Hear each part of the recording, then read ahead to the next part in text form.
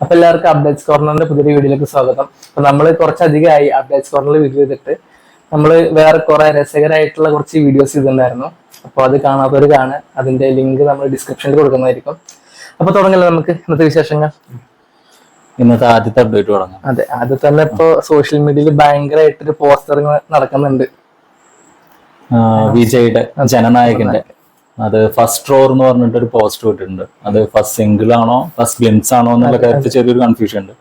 എന്നാലും ഒരു നേതാവ് അയാൾ അണികളോട് വർത്താനം പറയുന്ന മാതിരി തന്നെ ഭയങ്കര സിംഹമാണ് പ്രതീകം. അപ്പൊ അതേപോലെ കാണിച്ചിട്ടുണ്ട്. അപ്പൊ സിനിമയുടെ വിജയുടെ ലാസ്റ്റ് ഫിലിം എന്നുള്ള നിലയ്ക്കും ഇപ്പൊ അദ്ദേഹത്തിന്റെ ബർത്ത്ഡേയോട് കൂടിയിട്ട് വരുന്ന ഏറ്റവും ലേറ്റസ്റ്റ് അപ്ഡേറ്റ് ആ സിനിമനെ പറ്റിയിട്ടുള്ള തന്നെയാണ്. പിന്നെ ആ സിനിമനെ പറ്റിയിട്ട് വേറെയും കേൾക്കുന്നുണ്ട്. അതെ, അത് ഇപ്പൊ സിനിമയിൽ വിജയുടെ പോർഷൻസ് ഒക്കെ ഷൂട്ട് കഴിഞ്ഞിട്ടുണ്ട്. അതുപോലെ തന്നെ പൂജ ഹെഡ്ജും ഒരു ഷൂട്ട് കഴിഞ്ഞാലും പറഞ്ഞിട്ടുണ്ടായിരുന്നു.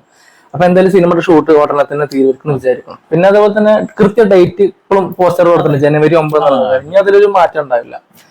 ഇനി അടുത്തത് നമ്മുടെ സൂര്യ 45 നമ്മുടെ RJ ബാലചന്ദ്ര ഫിലിം, അതിന്റെ ടൈറ്റിൽ ഒന്ന് റിവീൽ ചെയ്തിട്ടുണ്ടായിരുന്നു. കറുപ്പ് എന്നാണ് ടൈറ്റിൽ കൊടുത്തിട്ടുള്ളത്. നമുക്ക് ഒരു first look poster, first look title poster ആണ്.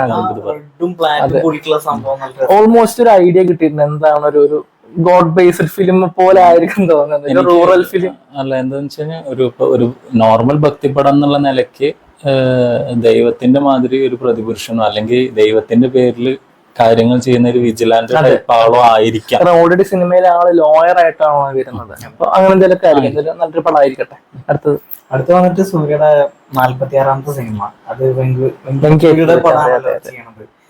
അതിന് ഷൂട്ട് പോയിക്കൊണ്ടിരിക്കുകയാണ്. സിനിമയുടെ സൂര്യയുടെ ട്രിമ്മഡ് ആയിട്ടുള്ള ലുക്ക് ആയിട്ട് പുള്ളി സഞ്ജയ് രാമസ്വാമിന് തിരിച്ചു കൊണ്ടുവന്നാണ് പറഞ്ഞിട്ടുണ്ടായിരുന്നത്.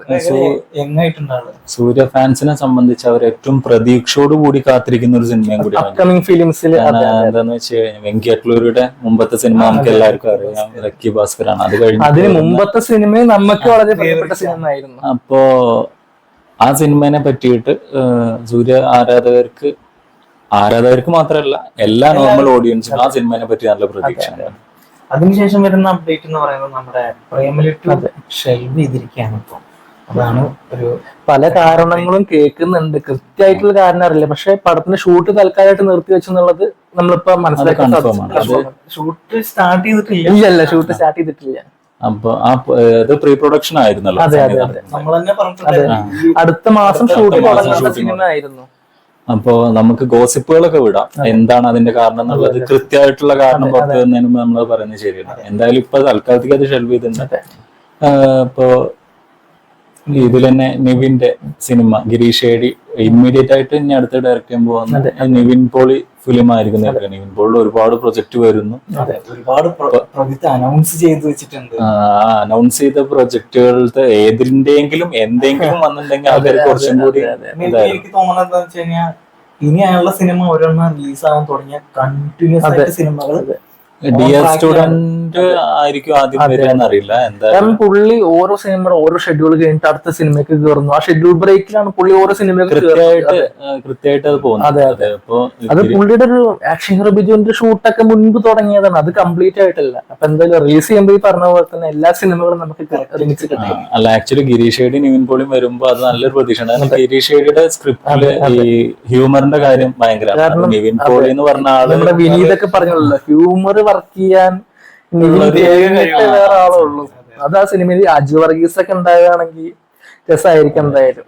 അടുത്തത് ഇപ്പൊ നമ്മുടെ മമ്മൂട്ടി, മോഹൻലാൽ, മഹേഷ് നാരായണ സിനിമ.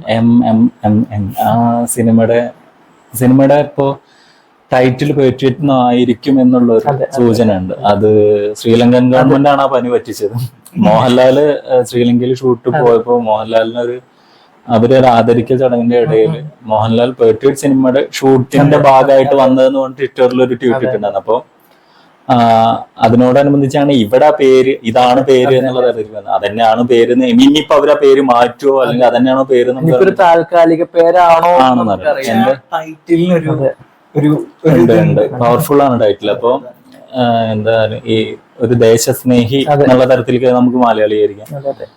ദേശസ്നേഹം പലതരത്തില് ചോദ്യം ചെയ്യപ്പെടുന്ന സമയത്ത് നല്ലൊരു സിനിമ ആയിരിക്കട്ടെ. അതുപോലെ തന്നെ ആ സിനിമയുടെ ശ്രീലങ്കൻ ഷെഡ്യൂൾ കംപ്ലീറ്റ് ആയിട്ടുണ്ട്. നമ്മുടെ മമ്മൂക്ക മുൻപ് മാസങ്ങൾക്ക് മുമ്പ് കംപ്ലീറ്റ് ആക്കിയതാണ്. അപ്പൊ ലാലേട്ടന്റെ പോർഷൻ കംപ്ലീറ്റ് ആയിട്ടുണ്ട്. അടുത്ത പറഞ്ഞ നമ്മുടെ അഖിൽ സത്യന്റെ സിനിമ ഉണ്ടല്ലോ, Akhil Sathyan Nivin Pauly, the ghost story cinema ഈ വർഷം ക്രിസ്മസിനാണ് അവര് റിലീസ് പ്ലാൻ ചെയ്യുന്നത് കേട്ടിട്ടുണ്ടായിരുന്നു. ക്രിസ്മസ് മിക്കവാറും ടൈറ്റ് ആവും കൊല്ലം. അതുപോലെ തന്നെ സിനിമയിൽ നമ്മുടെ അൽത്താഫാണ് കോറേറ്റർ ആയിട്ട് വർക്ക് ചെയ്യുന്നത്. അൽത്താഫ് സലീം നിവിൻ പോളി നമ്മള് സഖാവിലൊരു കോംബോ കണ്ടതാണ്. അപ്പൊ അതെ അതെ അദ്ദേഹത്തിന്റെ ഒരു സിനിമ ഓടുംകുതിര ഇനി വരുന്നുണ്ട് ഓണത്തിന്. അതുപോലെ പുള്ളി കഴിഞ്ഞ പാച്ചൂല് വർക്ക് ചെയ്തിട്ടുണ്ടായിരുന്നു. അതെ അതെ അതിലാണ് അവരുടെ ഒരു ഫ്രണ്ട്ഷിപ്പ് സ്റ്റാർട്ട് ചെയ്തതെന്ന് വിചാരിക്കുന്നുണ്ടായിരുന്നു.